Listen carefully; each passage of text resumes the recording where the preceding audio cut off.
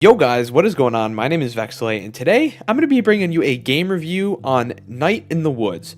Now, I never even thought in my years and years on YouTube, I've never even thought of doing a game review, but in 2021, I told myself I want to start playing more single-player games, more narrative-driven, story-driven games, and I opened my immersive, expansive Steam library of over 100 games, probably half of them being single-player games I've picked up on Steam sales and just not played, and went in, and I'm like, which one do I want to play? And I ended up picking Night in the Woods. So I didn't... When I first started playing all these single-player games, I was confused with what I wanted to do. I'm like, do I want to do Let's Plays? Do I want to do streams? What do I want to do? And I figured, you know what? I'm just going to have fun with this game. I'm going to play it off camera, but I am going to get content out of it. This is a great game. Spoiler alert, I guess. So I wanted to make a review of it. So let's just get right into it. Night in the Woods is a 2D side-scrolling adventure game which is heavily story-driven and puts the emphasis on the small things. You know the saying, like, it's the small things in life? That's what this game is about. The game is all about the small things. It's all about the connections, relationships, feelings, maturity, and dealing with adversities overall, like feelings of immaturity, like I said, being directionless, and the overall reoccurring theme, or motive you can call it, the game has of mental health, or specifically mental health issues.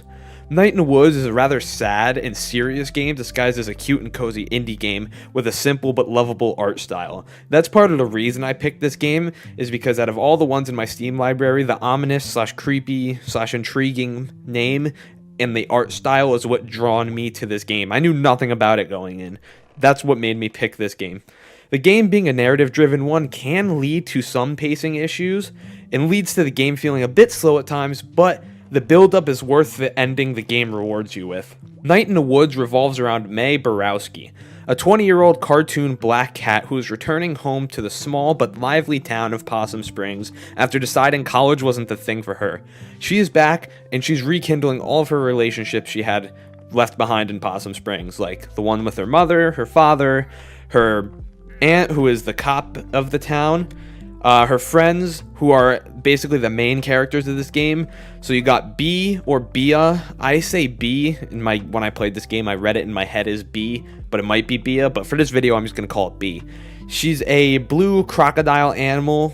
Everyone in this game is animals, kind of like Animal Crossing. Everyone in this game is animals, and B is a blue crocodile style animal, maybe alligator. I don't really know. She's younger than May, the one you play as, but she's way more reserved, calm, mature, and honestly that's because she's been beaten down by life in the story, being forced to be the one basically running the family business in the town. The business is called the Old Pickaxe, and she has to run it because her mom passed away when she was young, and her dad isn't dealing with it well. So there comes the theme of mental health issues. Her mom dying at a young age leads to mental health issues, and her dad is dealing with the same thing.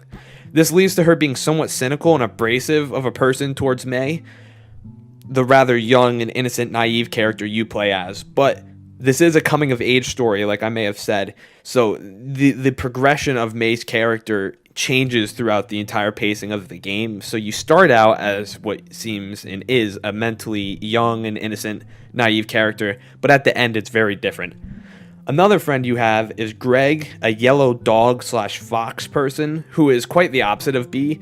He's a hyper, chaotic, reckless young man who isn't very responsible. He'll leave his job whenever he wants just to go have fun, the opposite of B. And the last of the main friend groups includes this big brown bear called Angus.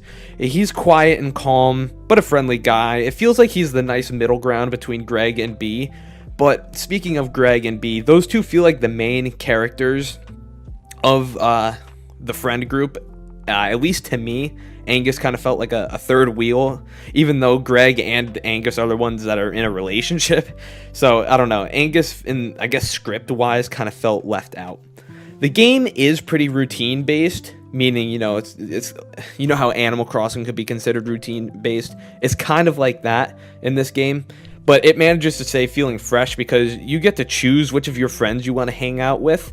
I spent all my time with B, finding her being closed off and was rather intriguing to me, and that drove me to want to know her more. You don't have to spend nearly any time with her though if you don't want, because I didn't with her counterpart Greg.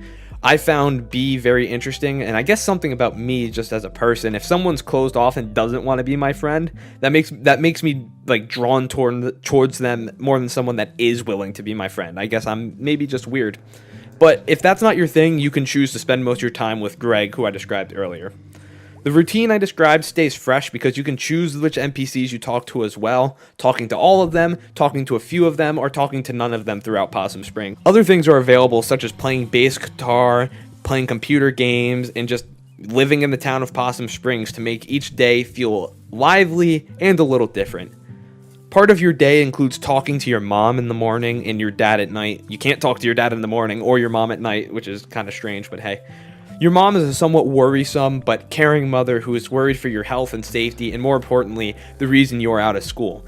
Now, the game does offer dialogue paths, which does help the game feel less linear and more lively, I guess is a good way to describe it.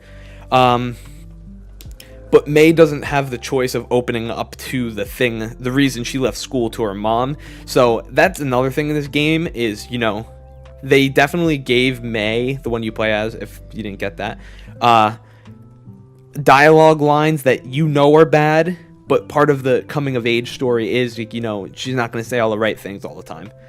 But the dad, on the other hand, is a quiet guy. He doesn't really offer up much about himself, which is kind of strange because you're his daughter, but that's fine. This is a routine that you get used to every single day, and one I found myself getting attached to, honestly. The game, like I said, does start out rather slow, with you just hopping into the daily routine of catching up with your friend or friends, depending on who you want to hang out with, because you don't have a job and they all do. This is basically it for the first 1/3 of the game, or maybe even half of the game, just meeting up and hanging out with your friends, which isn't too bad. I say it like there's a negative connotation, but it's intriguing. The last part of the routine that I haven't mentioned is every time May goes to bed, there's this dream sequence thing. It's kind of like a mini game that you have to play out in her dreams. And I have to say, it's really not too enjoyable. Every night you have to run around in this dreamland, dark world thing and just activate these 4 totems, which do lead to a little cutscene at the end of every night. They're slightly different, but have the main theme, or the same main theme. And thankfully, it does play into the main story, the main twist, the main plot of this game, but you don't know what that is until the very end. So you're doing this very slow process over and over and over, and you don't know what it really means until the end of the game. The process itself isn't really fun, it's just lengthy and boring, but a silver lining is that it does add to the story and depth of the game. The game does a really good job at making the connections and relationships in May's life feel interesting, and it left me wanting more each day. The story does have more to it than just building relationships. Without revealing too many details and spoilers, May, on the night of the fall festival called Harfest, sees a weird figure thing, either kidnap and or kill, it's not quite clear, one of the town's citizens. May describes this to everyone as a ghost, and none of her friends believe her about it being a ghost. But after this event, the objective of the game becomes much more clear. Before, you just went day in, day out, living in the moment, not really knowing what's coming next. But after this, your goal is rather clear. The goal of the rest of the game is to find out what this thing is, and what was this ghost creature thingy, and find out where it lives, what's it about, all this.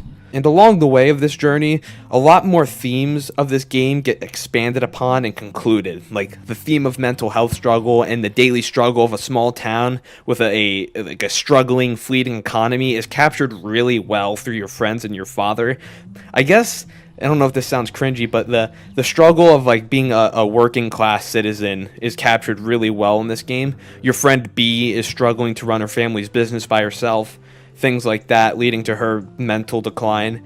Another thing is your friends Angus and Greg plan on leaving the town altogether since there's no economic growth here, no career growth, and even your own father's been laid off a few times, each time getting a new job paying less than the last. The main twist of this game that I don't want to reveal talks all about this as well. It ties in very well, dealing with the memories of the old coal mine that, used to be the town's central point, why everyone was there, but recently has been closed due to other things I won't mention because it kind of spoils a bit of the story.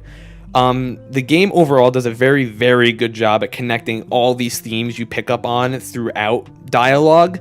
and, you know, making them feel all connected. It does a very, very good job of that. The end of the game is a mixed bag for me, however. The ending is rather open-ended and somewhat confusing, the interpretation of it, at least. They did this well because it could have been done way worse, I guess. I mean, you can say that almost about everything, right? At first, originally, I had a few ideas in my head what it exactly meant, but it was still very vague and rather confusing to me. Admittedly, I did look up some other people's interpretations and what it all meant, and it was a little more understood, but it still kind of felt like a stretch. Nothing I've seen was like, oh, that's definitely what this was supposed to mean, you know what I mean? Which I think can be done well. I feel like this wasn't nailed perfectly in this game. It is a little too, you know, confusing. A lot of things did get answered, but there are still a few things of this game that I wish were, you know, given a solid, concrete answer on in the end, which I feel like was left out. There is one thing about the end of the game that left a complete sour taste in my mouth, which it does lower my overall opinion of the game, to be honest. Like I mentioned earlier, you have the constant routine of talking to your mother in the morning and your dad in the evening. On the last in-game day, if I didn't mention, the game goes by in-game days, like it's routine-based, obviously. You make plans to finally tell your mom why you left school. You know, it's a big moment. It shows her May's growth as a character, being able to talk to her mom about these things. You tell her that you're going to be home for dinner, and you tell her that you're going to make breakfast for dinner just like you, her, and the dad used to. You tell the dad because the dad took the day off of work because of the big thing that happened the day before, which is a spoiler, so I'm not going to reveal that. You go outside, you meet him, and he says that he's happy to have you home for dinner tonight, and that he'll actually open up about things like his job. He reveals that he doesn't like his job, which he didn't say before. So, you know, it was this really big moment. You go on with your day, talking to your friends and doing one last band rehearsal, another mini game in the game / routine thing that makes it feel lively again. So you get to your end of the band practice, right? And I'm waiting. I'm like, okay, finally we get to go home. We get to have this conversation with our mom and our dad and see how they feel, and, you know, have just a good family moment, right? So band practice ends, and guess what happens? No cutscene going home, no option to go home. The credits rolled. The credits rolled after that. No option to have the conversation. No anywhere in this game is that an ending. It's not an ending, because as soon as band practice is over, the game ends. This game is all about the relationships, all about the connections.